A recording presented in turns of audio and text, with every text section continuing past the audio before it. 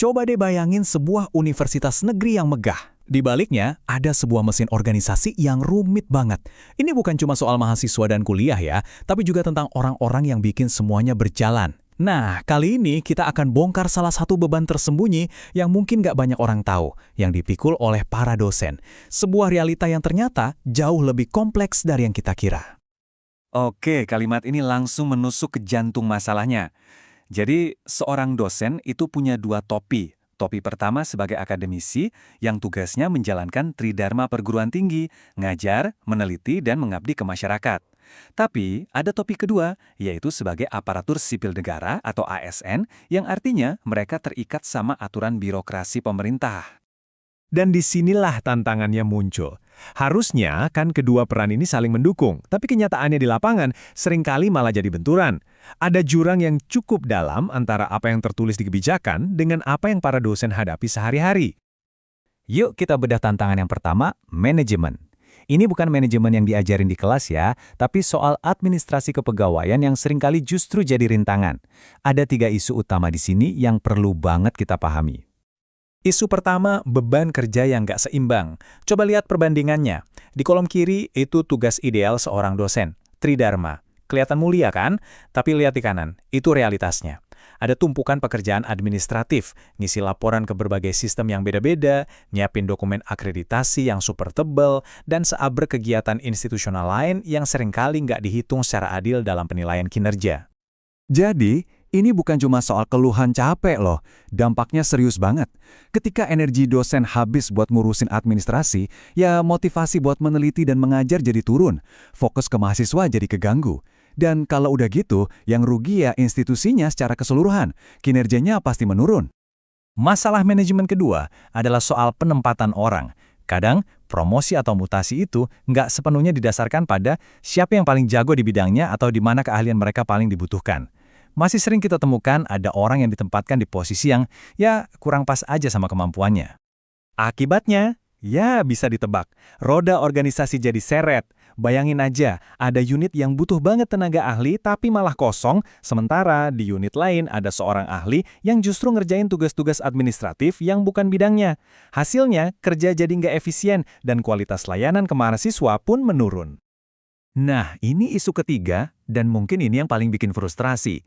Cara kinerja dievaluasi. Sistem yang ada sekarang ini seringkali lebih mentingin kelengkapan dokumen. Yang penting laporannya tebal dan lengkap, semua kolom terisi. Soal hasilnya beneran ngasih dampak atau enggak, itu urusan nomor 2. Konsekuensinya, dalam banget. Ketika penghargaan dan pengakuan nggak didasarkan pada prestasi nyata, dosen-dosen yang inovatif dan berkinerja tinggi jadi merasa kerja kerasnya sia-sia. Semangat buat jadi yang terbaik jadi padam. Akhirnya, budaya kerja yang ngejar prestasi jadi susah banget buat tumbuh. Oke, dari urusan manajemen, kita geser sekarang ke area berikutnya, teknologi. Pemerintah kan lagi gencar banget nih sama konsep Smart ASN, ASN yang melek digital. Tapi ternyata di lapangan implementasinya nggak semulus itu. Masalah digital pertama, data yang nggak nyambung. Bayangin, data seorang dosen itu tersebar di banyak aplikasi yang beda-beda. Satu buat kepegawaian, satu buat penelitian, satu lagi buat ngajar. Seringkali data di satu sistem nggak sinkron sama sistem lain. Jadi buat bikin satu laporan aja bisa jadi pekerjaan yang super ribet dan makan waktu. Dan ini bahaya banget loh. Kenapa? Karena kalau data yang jadi dasar pengambilan keputusan aja nggak akurat, kebijakannya bisa salah arah. Gimana pimpinan bisa bikin strategi yang jitu kalau data yang dipegang aja nggak bisa dipercaya 100%? Tantangan digital berikutnya, sistem yang ada sekarang itu ibaratnya cuma gudang data aja, fungsinya cuma nyimpen, tapi nggak pinter-pinter amat buat ngolah data itu jadi informasi yang berguna. Belum ada tuh dashboard analisis kinerja yang komprehensif yang bisa nunjukin gambaran besar secara cepat ke pimpinan. Akibatnya, gaya manajemen jadi kayak pemadam kebakaran.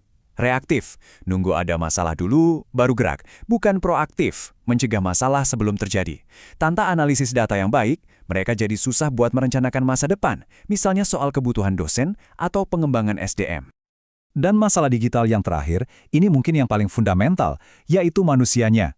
Kita bisa punya teknologi paling canggih sedunia, tapi kalau penggunanya belum siap, ya percuma. Lihat aja data ini.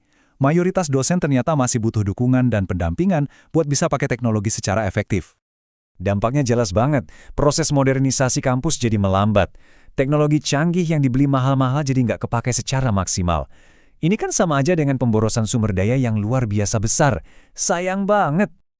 Oke, setelah kita lihat 6 masalah besar tadi, 3 dari sisi manajemen, 3 dari sisi digital, pertanyaan besarnya sekarang adalah, jadi kerugian terbesarnya itu apa sih? Apa harga yang harus kita bayar dari semua ini? Jawabannya, ini bukan cuma masalah internal para dosen. Ini masalah kita semua. Mahasiswa kena dampaknya dari kualitas pengajaran yang mungkin nggak optimal. Institusi kena dampaknya dari peringkat dan reputasi. Ini adalah masalah sistemik yang menggerogoti seluruh ekosistem pendidikan tinggi kita. Tapi kita nggak akan berhenti di masalah aja. Setelah paham akarnya, sekarang waktunya kita lihat solusinya. Karena selalu ada jalan keluar, ada visi untuk merintis perubahan jadi lebih baik. Jalan keluarnya ada di 3 komitmen bersama ini. Pertama, perkuat sistem manajemen kinerja. Fokusnya harus ke hasil dan dampak, bukan lagi sekedar kelengkapan administrasi. Kedua, tingkatkan literasi digital semua orang di dalamnya, lewat pelatihan yang beneran efektif. Dan ketiga, wujudkan visi Smart ASN yang sesungguhnya. ASN yang profesional, adaptif, dan benar-benar berorientasi melayani. Kalau ketiga hal tadi bisa kita jalankan bersama-sama, maka visi di layar ini bukan lagi sekedar mimpi. Perguruan tinggi negeri kita punya potensi yang luar biasa untuk jadi contoh institusi yang unggul. Institusi yang nggak cuma nyetak lulusan hebat, tapi juga jadi model birokrasi yang modern, efisien, dan kompetitif. Pertanyaannya sekarang, apakah kita semua siap untuk mengambil langkah itu?